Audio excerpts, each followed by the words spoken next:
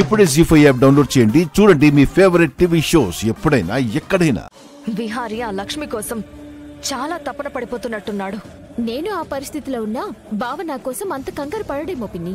విహారీ పడుతున్న కష్టానికి, మీ అత్తయ్య చేస్తున్న ప్రార్థనకి ఆ లక్ష్మి ఏమీ చావదు, మళ్ళీ బతుకుతుంది. మనమే దాన్ని చంపేస్తే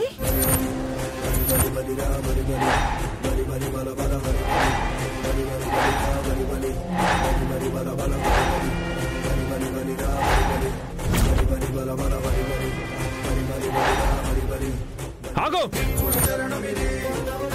ఎవరు నువ్వు?